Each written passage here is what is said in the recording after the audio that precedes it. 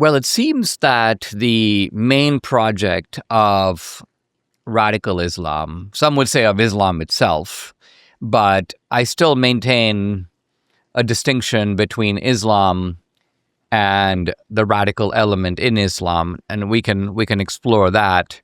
But the main project now appears to be the infiltration of the West.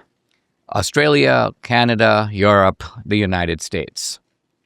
And in the past, in dealing with radical Islam, it seemed that there was a fairly sort of predictable way that liberal democracy could respond in dealing with, say, ISIS or Al-Qaeda and 9/11 type of attacks.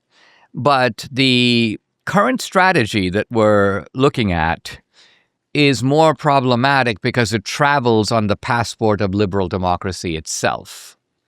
And by that I mean it takes the freedoms enshrined, for example, in the Bill of Rights, and it says, if you have free speech, we have free speech. If you have the right to assemble, we have the right to assemble. If you can ring your church bell, we can have a public prayer 5 times a day. And the environment is being created in which you have a group whose end goal appears to be quite different from liberal democracy, but nevertheless uses liberal democracy as a mechanism to move in that direction. Mamdani is part of this. Ilhan Omar is part of this. And so what I'm concerned about is that these attacks are coming out of an atmosphere that is now cultivated in the West. There was an interesting article, for example, about this guy who shot the 2 National Guardsmen. Yes, he's an Afghan, but he was radicalized here. In other words, when he came, he didn't come planning jihad. In fact, if he had, he would probably have done it much sooner. But he comes into an environment here where there are madrasas, there is Muslim Brotherhood literature in various mosques. He probably runs into other Afghans who, and together they decide that they are now living in the bowels of the infidel, or they're living in the house of war, to use the term from the Quran. And so I'm concerned that this is the beginning of a lot of problems that we're going to have in the West, and we're going to have difficulty responding to it. The left has already made a kind of pact with radical Islam. This pact, I think, is partly out of ignorance, but not entirely. It's partly also out of political cunning, the so-called Red-Green Alliance. And the ignorant part of it is to see radical Islam as just another ethnic group. So it is, it's as if to say, we got the blacks over here, the Latinos over here, the LGBTQ over here. Okay, you radical Muslims, you can be over here, and you're just another identity group. This would be a huge error of perception and judgment.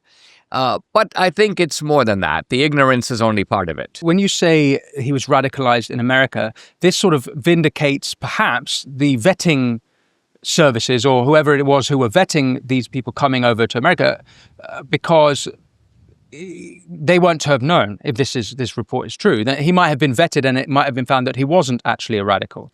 And so, but if that is true, then it opens up another problem, which means that you can have non-radical Muslims coming to America and they would all have the susceptibility of becoming radicalized whilst here. Exactly. What we're saying is that the 9/11 model, if you will, call it a model, this is all cooked up someplace else. And then those guys show up here, but with ill intent, and then they blow up the World Trade Center. But of course, their plot is cooked up in Saudi Arabia, in Pakistan, in Egypt. It is rehearsed on the monkey bars, in Afghanistan. But that is completely different from, I think, what we're dealing with now, which is to say the presence of the radical networks in this country. I think that the vetting is, or the lack of vetting, may be part of it, but the large part of it is the porous border, the fact that, in effect, anyone could walk through. Sure, but these were legal migrants. These were legal migrants. That's right. Yeah, so Trump's done a lot to deal with illegal immigration, and he's had huge wins in that side of things. But this shows that it's not just illegal immigration is a problem. As I know, as a British person, legal migration has a lot of problems. A lot of the Islamist attacks we've had are from first generation, second generation legal migrants to Britain. You know what? You have to ask what is producing the radicalization. And I think some of the critics are right that even if you have, let's just say, a vetting system. Now, clearly, Biden didn't. There's all kinds of evidence that they were just loading up the planes. Because think about it, it was a melee. The ability of the U.S. government in that stage of things, after a blitzkrieg Taliban offensive, essentially Kabul, which was supposed to hold out for a while, collapsed almost instantly. And so there was no mechanism, we know how slowly bureaucracy works. So the idea that they could have vetted all these guys, I think, is just a sheer impossibility. They didn't do it. But let's assume that there were people who got on those planes who didn't come here with malign intent. Nevertheless, you have a situation where people are plucked out of the tribal wilderness of Afghanistan and now displaced. Look at this guy. He's displaced into Washington State. He's taken into a family briefly, then he's stuck into some sort of public housing under subsidies. Did he have his family with him? He had his wife and 5 kids. Wow. 5 kids. And they're all living in a $2,000 apartment paid for by the taxpayer, and none of them work. So this is a very peculiar setup. And of course, it's outrageous from the taxpayer's point of view. But I think it's also strange from their point of view, because this is a displacement which I think is bound to produce all kinds of vertigo, maladjustment. And so it's very easy to see how the radicalization would take place in that setting. If it's not appropriate to help those in, let's say, a place like Afghanistan who have assisted the American military in such operations, if it's not appropriate to bring them to America to give them refuge, what would be the appropriate response for those people if they are indeed at risk of the likes of the Taliban? No, I mean, look, part of the problem here is that there were Afghans who helped the U.S. government, and when the airlift was going on, we kept hearing about these translators. Yeah. Now, I think that is an effort to put a very benign face on American allies over there. But how many translators do you need? You don't need 200,000 translators. There were probably a few hundred translators. And it points to the simple fact that assimilation is a difficult project. I mean, I've been through it myself. And it takes a long time. What's the 200,000 translators number from? Is that how many Afghans have come to America? Right. I'm just talking about the overall estimated number. Now, some of those people may have come subsequently. I'm not saying 200,000 people climbed on the planes. Yes. But I'm saying that the overall importation from Afghanistan in the aftermath of the fall of Kabul has been approximately 200,000. That's just a lot. That's a large number of people. Absolutely huge. And so what is a country's ability, particularly because we seem to have no mechanisms to do it? There was cultural pressure on immigrants to assimilate in earlier generations. That is now dissolved. So that you're bringing them here, you want them to assimilate, but you have no mechanism for them to do that. Yes. And not even a very good incentive for them to do it. Right. What were the mechanisms and incentives in a previous time? I think they were twofold. One is that a lot of the immigrants who came had, in a way, no way back, right? Think of the pilgrims, they're escaping circumstances in Europe.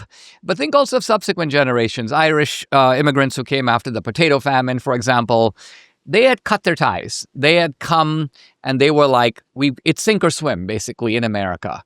And so they did a lot to tell their children, listen, we got to speak English. That's essential. And not only that, they also did a lot of policing of their own group. And so if an Italian kid is getting out of line, the family goes, "Hey, listen, you're giving Italians a bad name. Right. Cut that out." Yeah.